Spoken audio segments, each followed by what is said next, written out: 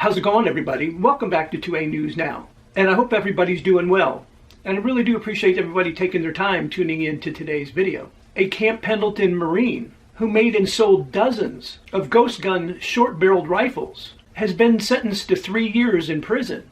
Over a 2-month period, authorities say. Marine Lance Corporal Christian Ferrari, who was stationed at Camp Pendelton, sold 22 unregistered, what authorities call ghost rifles, and most of them were short-barreled rifles. But unfortunately, he sold them to undercover ATF agents and made almost $24,000, was sentenced to 3 years and 1 month in federal prison. The judge asked what he thought unserialized and hard-to-track rifles would be used for, also because he was selling them for cash in parking lots. And he told the judge he just doesn't think that far ahead. Besides, the judge sentencing him to 3 years and 1 month in jail. After he serves his prison time, he will undergo 3 years of supervised release. This guy actually pled guilty in January to 4 counts of dealing with firearms without a license. The judge said he created an enormous danger and was fortunate that none of the AR-15 rifles he sold were used to kill anyone. The judge said, "I'm sorry you didn't think through the consequences, but the consequences were dire." He added he should have assumed the guns would be used for nefarious purposes based on the nature of the rifles themselves and how the deals were conducted.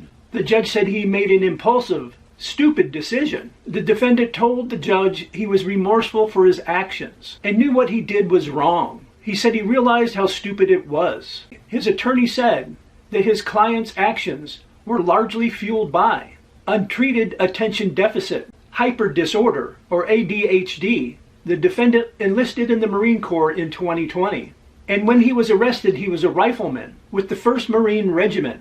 The defendant was arrested in May of 2023 by ATF agents just after he sold 10 short-barreled rifles to one of the undercover agents in a parking lot. Prior to that last sale, the defendant met with undercover agents 3 different times and sold them 12 other AR-15 style rifles, 10 of which were short-barreled rifles. An undercover informant told a local police department that the defendant was a Marine at Camp Pendelton and he was making and selling unserialized firearms. And the police department passed that information over to the ATF.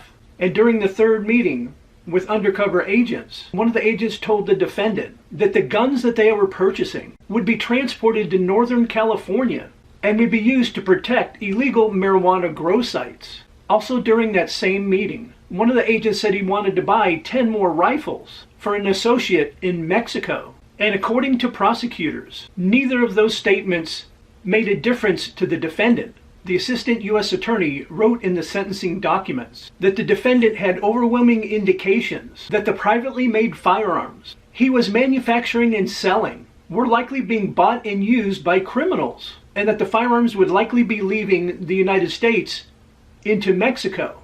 As a Marine, he was supposed to serve his country, not make it or any other country more dangerous by illegal manufacturing and peddling of ghost guns. They said on Monday there was evidence that the defendant was making the ghost guns at his father's home in Lakeside, and he also sold ghost guns to other buyers. Fortunate for the defendant, prosecutors did not charge him with the other sales. The assistant U.S. attorney asked for a 5-year sentence, and the defendant's attorney said that a 2-year sentence would be sufficient. The judge said how she came up with the 37-month sentence. She didn't take into account that the defendant was told the guns were going to Mexico, saying that the agents made those comments to try to jack up the defendant's sentence. The judge said that the defendant's military service and family support were factors she considered as well. But on the other hand, the number of guns he sold, which totaled a number of 22, and most likely would be used in some type of a crime, were factors that went against him. But unfortunately, that's the law in California. And I personally think he got off easy. The total number of firearms he sold was 22, and they called them ghost rifles. And quite a few of them were SBRs. They really could have threw the book at him. Let me know what you think about today's video in the comments section down below. And if you enjoyed today's video and you would like to help the channel out and help it to continue to grow, I just ask you to take a few seconds of your time to like, share, and subscribe and hit those post notifications.